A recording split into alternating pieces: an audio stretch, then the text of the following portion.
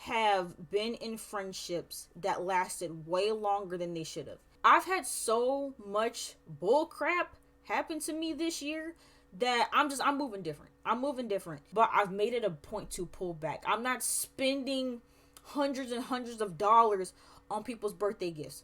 No. I'm also not going to put effort into people's birthday gifts. Sorry, you're getting a gift card, because that's what's being done to me. When my birthday rolls around, first of all, when my birthday rolls around, 9 times out of 10, I'm not even getting a gift. But I'm usually someone that will like text people like, as soon as they text me back. I stopped doing that. I take my time now. If I'm busy, if I'm eating, if I'm watching something, I will take my time texting you back, because people do the same thing to me. I've been allowing people to show me who they are. And I feel like it's been one of the best things for me. And it's honestly brought me so much more peace.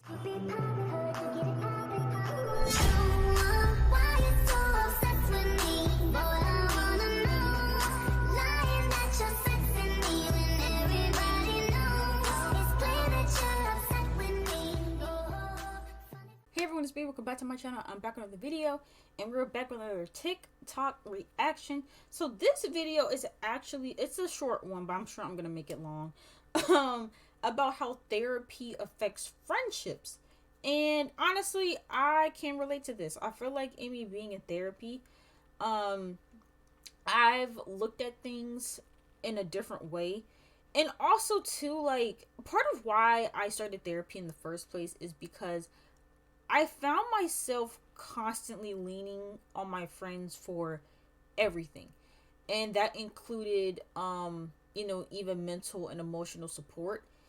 And not only did I start to realize that doing that caused more harm than good to my mental state, but also I realized that it wasn't fair of me to put that level of expectation on my friends and family to always make sure that I'm good, to always support me. As much as I, would like that, and as much as I've expected that in the past, I just came to the realization that not only is it just seems to be not doable as much, especially when you're like in adulthood and everyone has stuff going on, but also it just may not have been, very fair of me to expect that from others, even though, I've historically have done that for my friends in the past, and I've always been the person to help folks through their issues, give them advice, be a listening ear, or even I've been the punching bag for people. Like, I have had friends who have gone through very stressful and traumatic things in their life, and they would take all of that frustration out on me, and here I am trying to be a good friend and trying to be understanding. I would always give those people grace of, oh, well, they're probably just going through a lot right now, they probably don't mean those things. But then that same grace wasn't extended back to me. And so I've realized a lot through therapy, and it's definitely made me look at friendships differently, and it's also made me operate in my friendship differently. So I'm curious to see what she has to say about this topic. Once you start going to therapy, those relationships that are, I'll say 70-30, 60-40, you got some room to work with. You got some room to dial back, and they could do a little bit more. But those 70-30, 80-20, 90-10s, they will not make it once you start going to therapy. Once you start working on... I agree. Like, because I can honestly say, like, granted, I don't feel like I have a whole lot of those friendships now, because it's just not something that I tolerate. But definitely, like, high school, I want to say all my friendships in high school were 90-10, with 90% of me putting in the effort and being a good friend and doing everything for them, and then I would get 10% in return. And then same thing for college. Like, a lot of my early college years, it was a lot of that too, where it's like I was overextending myself and doing so much for people. And in college is way deeper, because in college, like, you and your friends could be going through some stuff and be in some crazy situations. And there were a lot of situations that I was in. There's even been, like, and I haven't talked about this on camera, and I probably never will, but I have been in some pretty dangerous situations in college out of the sake of trying to be there for a friend. And I can say that today, I probably wouldn't do that. Or I would do that, but only for certain people or people that I know that have proven to me that they're in it just as much as I'm in it, and they value me as a friend and as a person just as much as I value them. There's a select few that I would like bend over backwards for now. But the type of friendships that I had back then, I would not tolerate that now, like at all. Working on your self-worth, your self-confidence, and building those boundaries that you need to set, you will naturally start to dial back the amount of effort you're giving to this person in this situation. And once that happens, the other person is only forced to now do their part, or the relationship will naturally dissolve. And that's literally where I'm at right now, because in the past I've done that too, right? Like, there's so many things I did in the past that I just would not do now. One of those things being the person that constantly tries to keep the friendship going. I have been in friendships that lasted way longer than they should have. And I didn't know how to pull back. I didn't know how to set those boundaries. And so I had friends where, and even people now, the friendships literally would not continue and they would not thrive unless I was the one that was constantly initiating everything. And, just if it wasn't me pushing for the friendship to keep going, then the friendship would die. Because that's how you know who your real friends are. If you have to be the one to initiate every conversation, initiate all the plans, and you aren't getting any of that in return, your friendship might be one-sided. And I've been in a lot of one-sided friendships, and thankfully I feel like I've gotten rid of most of those people. But that was my issue for a long time. It literally was like, if I don't text you first, or if I don't double triple text you to get you to talk to me, then we literally won't talk. And there were a couple of times where I tried that, where I was like, you know what, I'm gonna stop texting this person first every single day. I'm gonna just not do that, and I'm gonna see how long it goes before we talk. Oh my god, it was like weeks, months. That's why, like, literally all of my friends that I did have from high school, I don't talk to none of them folks anymore, because they put in zero effort to talk to me or to communicate with me after college. I think some of them I spoke to like maybe once, during the fall semester of my freshman year, because I just wanted to check in and, at least try to keep those conversations going, and it just was never reciprocated. And so, unfortunately, those friendships died out. But yes, this has definitely been a year of setting boundaries for me. I've had so much bull crap happen to me this year that I'm moving different. I'm moving different. And I'm prioritizing me. I'm prioritizing my happiness. And, that's it. And I refuse to continue to bend over backwards and do the 90-10, 80-20 type of friendships. Like, I'm not going to sit here and exhaust myself and put in so much effort into these friendships, relationships, whatever the case may be, and it not be reciprocated. Because I know what I deserve. I know what I put out and the type of person that I am. And I know that I deserve that in return. And so I've pulled back a lot. I don't do as much. I don't go out of my way as much as I used to. And, that same thing for birthdays. My birthday is this month. Okay? My birthday is this month.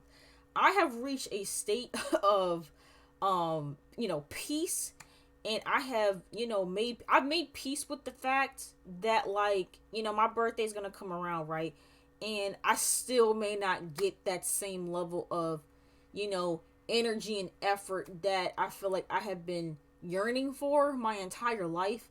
Like, and it is what it is, because you know what? I've made it a point, and that's why I hate that my birthday is so late in the year.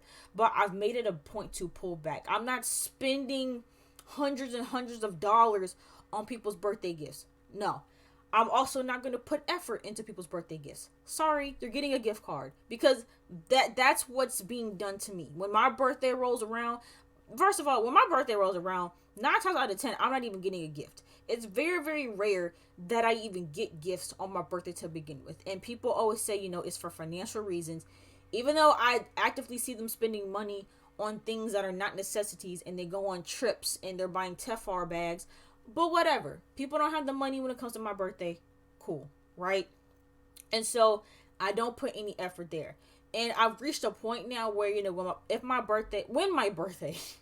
when my birthday does come around, if I don't get anything for my birthday, honestly, it might sting a little bit, but I'm not going to be as hurt and depressed over it. Because I used to get so sad. And it's not because I didn't get any gifts, but it's just that because all the months leading up to October, I put forth effort into getting gifts for like all of these individuals, and the fact that none of them even thought to return the favor, it stings. And so that's why I've decided to do the bare minimum, so then that way when I get the bare minimum in return, I'm not upset. Now, even still, right, I went out of my way to get gift cards and, send money to everybody that I'm close to and who has birthdays, right? I would hope that they could return the favor, but if they don't, I'm not stressing, right? I'm not stressing. And that's why I don't do the long birthday text anymore. I don't do that because I probably will never get that in return. I hope I get reposted on some people's stories, but I may or may not. It is what it is. But yeah, I definitely pull back, even with texting. Like, and sometimes it depends on who you are. But I'm usually someone that will like text people like, as soon as they text me back. I stop doing that. I take my time now. If I'm busy, if I'm eating, if I'm watching something, I will take my time texting you back because people do the same thing to me. So like the energy that people give to me, I'm starting to give that back out. I'm not overextending myself. I'm gonna give you what you give me. Now, if you give me more, I'll give you more. But and honestly, naturally, I tend to do more for people anyway. But I've definitely dialed it back. But what she said too about how when you pull back, people are forced to step up to be a friend. I have seen that as well. I this is probably the first year I can say that I have seen people actually go out of their way for me. I kid you not. In terms of reaching out to me first, checking on me first, and just like even showing any interest in, continuing a friendship with me or checking in or seeing how I'm doing, or even just getting like random phone calls just to see, hey, what's going on with you. I'm not used to any of that. And I feel like it's because I haven't been doing too much. I've been stepping back and I've been allowing people to show me who they are. And I feel like it's been one of the best things for me, and it's honestly brought me so much more peace. And so I definitely feel her on that. Because you will just stop showing up. It is one thing that people don't talk about on their therapy journey, and the only thing it looks like is like, damn, you don't really kick it with people like you used to. But people not knowing all the sacrifices you've made to keep that relationship afloat. Yeah. And now you just don't do it no more. Now you find peace in sitting at home on a Friday night Yep. with your hair tied up. You don't order a pizza and wings watching Jeffrey Dahmer on your couch. And yeah, see, and that's another thing too that I had a hard time explaining to people. My senior year of college, I made sure that it was for me. I had spent my freshman year, sophomore year, junior year don't really count because of COVID, but I had spent so many years in college overextending myself and doing what everybody else wanted me to do. So when senior year came around, I'm like, you know what, I'm gonna do what I want to do, and that's it. But it caused so many problems. Like, for instance, in my early college years, I would often go out and do things that maybe I didn't want to do or that I didn't feel comfortable with doing, just for the sake of being around people and, trying to have some type of social life, right? I naturally feel more comfortable in, my room, my dorm room. My dorm room is my safe space, right? And so I just like to be in my dorm room and I like to be comfortable. I don't want to go to a party. I don't want to go to the tailgate. I just don't want to go. Those environments, they make me uncomfortable. They make me socially anxious. And so I just prefer to stay in. But also, I get tired a lot. And so, again, I'll just stay in my room, take naps. I don't like to run on zero energy. I feel like everybody in college, they love to, like, push their limits and run on zero energy. And I wasn't about to do that. If I'm tired, I'm not going. I'm staying back. I'm taking a nap. I'm taking care of me. And people had a problem with that. And of course, they wouldn't outright say like they had an issue with me taking care of myself, but they always wanted me to set aside what was best for me to do what they want to do. And people got really, really upset with me and tried to guilt me into, again, overextending myself, doing things that I wasn't comfortable with, and just not even allow. Like, there were times where, like, I might tell somebody, hey, I don't want to go out because I need a mental health day.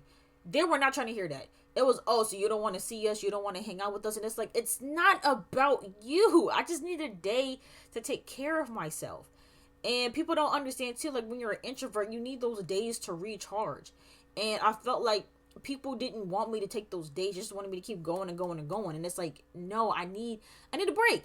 And also too, at that time, I was obviously in a relationship, and I just naturally enjoyed being around that person more. And so, part of me wanting to do what I wanted to do and do things that make me happy was also spending as much time as possible with my significant other. And then, people found issue with that. And even they kind of felt like they, needed their space or whatever. And so, but I say all that to say, like, you know, my senior year was about me doing what makes me happy and protecting my mental space. And unfortunately, that caused a lot of friction with the people that were closest to me in my life at that time. And so, but it is what it is. Like, and like she said, when you're in therapy and you're really starting to look at certain friendships for what it is, you maneuver different. You maneuver different. You look at people differently. And, you start to really hone in on what it is that's best for you and your mental state and what's best for you in these friendships that you have with people. And you do what you have to do. And, not everyone's gonna be on board with it. And not everyone is gonna show up for you in that way. And you really have to assess, what is best for you in these situations. But yeah, I really enjoyed this TikTok, and I hope you guys enjoyed it too. And if you guys did enjoy it, make sure you guys comment down below what you guys think, and leave the video a big thumbs up. And don't forget to subscribe to my channel, and I will see you guys in the next video.